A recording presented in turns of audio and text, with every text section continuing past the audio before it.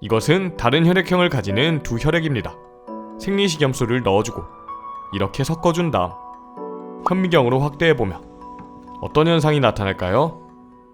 수상한 피. 오늘은 혈액형에 대해 알아보겠습니다. 먼저 평상시의 혈액을 관찰해보기 위해 손가락에 상처를 살짝 내주고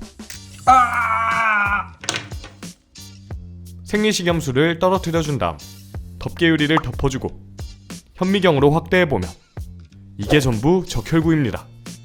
좀 많죠? 적혈구는 혈액의 45% 가까이를 차지할 정도로 많은 세포죠. 사람의 혈액은 모두 똑같아 보이지만 이러한 적혈구의 표면에 어떤 항원이 존재하는지에 따라 아주 다양한 혈액형으로 구분됩니다.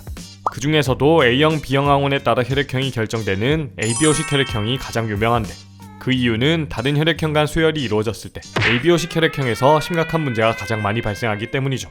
다른 혈액형 사이의 수혈에서 문제가 일어나는 이유는 우리 몸에는 자신과 다른 항원을 가진 적혈구가 들어왔을 때 강하게 면역 반응을 일으키는 항체가 존재하기 때문입니다. 그래서 이러한 각각의 항원에 반응하는 항체를 이용하여 ABO식 혈액형을 간단하게 검사할 수 있는 시약도 있습니다.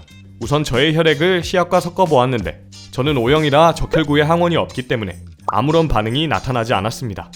그래서 반응을 보기 위해 근처에 돌아다니는 B형을 한 명 잡아왔습니다. 살짝 피를 내주고 프레파라트에 떨어뜨려주고 검사해보면 이렇게 B형과 반응하는 항체 쪽에서 혈액이 뭉쳐지는 현상이 나타났습니다. 이 친구는 진짜 B형이 맞는 거죠.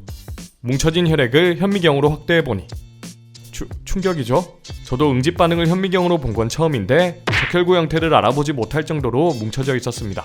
이것은 항체에 의해 적혈구들이 응집되고 파괴되어 버렸기 때문이죠. 엄청나죠?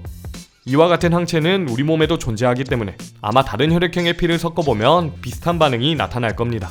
그래서 확인해보기 위해 다시 한 번 더 피를 뽑아주고 생리식염수를 조금 넣은 다음 섞어주었습니다. 겉으로 보기엔 검사 시약 때처럼 눈에 띄게 뭉쳐지진 않았습니다. 좀 더 자세히 보기 위해 현미경으로 확대해보았습니다. 확대해보니 이렇게 부분 응집된 적혈구들을 발견할 수 있었죠.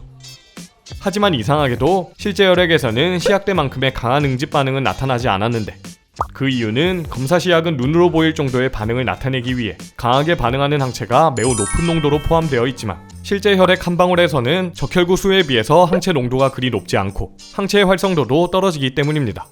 그래서 이렇게 몸 밖에서 한 방울씩만 섞으면 큰 반응이 나타나지 않습니다. 하지만 실제 우리 체내로 다른 혈액이 들어왔을 때는 체내의 면역 시스템에 의해 수많은 항체들이 강하게 작용하여 강한 응집 반응이 나타나게 되는 거죠.